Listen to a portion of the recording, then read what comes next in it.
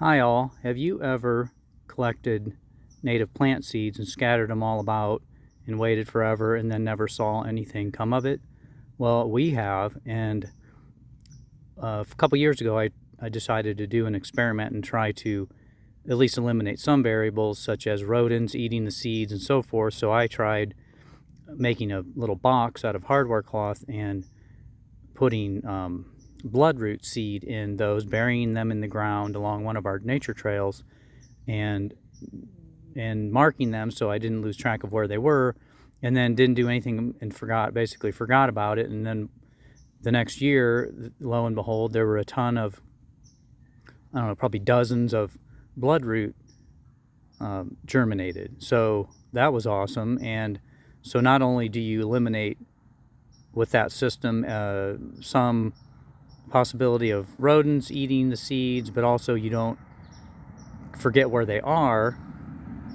You have them concentrated, and you can dig them back up, put them in pots and grow more.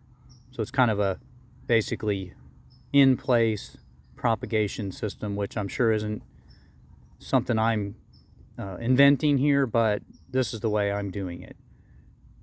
I have a piece of hardware cloth and basically made it like sort of a taco shell. Just fold it over and secure it on both sides lightly, just enough to keep it secure.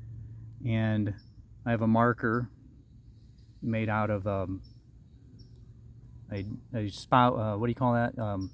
Gutter nail, an aluminum gutter nail. So I was able to easily drill a hole through it and use some waste, I guess, extra copper wire I had and a plant tag. I stick the nail through the hardware cloth burrito.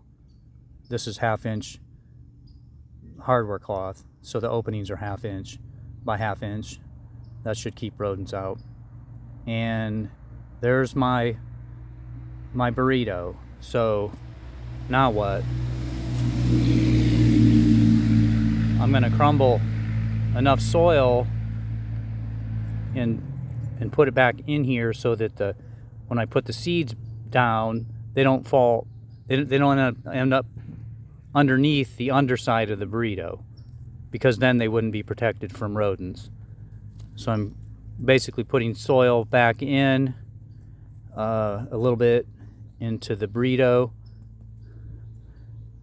That's a good name, isn't it?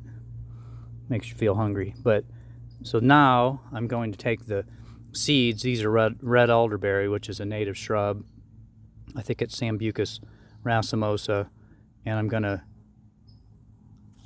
use my hands because I can get a better distribution that way. So you can see I'm getting pretty good density. So if any reasonable proportion of these germinate, it'll be pretty obvious. Sometimes when you scatter things in a low density, if you don't know what the first leaves look like, then you think they're just weeds or other plants that you're in. But this will show not only we have a positive location with the marker, but we also have a high density of seeds, so we can refine the location and then see if there's a proliferation of seedlings that come up. So now I'm going to put soil on top. So essentially I've got soil, lower side of the burrito, hardware cloth, a little bit more soil, seeds, and then soil on top. Now this is what I would call a medium textured soil and a medium moisture scenario.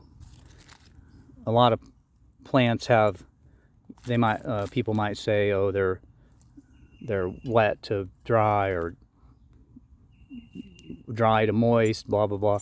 I'm just going to go with medium because that should catch enough conditions for most seeds that you could get germination. Now if you up pot them and they get big, and then you're going to want to pay more attention to the final outplanting site, that it meets all the criteria for that species. But this is basically a way to propagate seeds in the ground on site, and and you don't really have to do much but wait and check them later.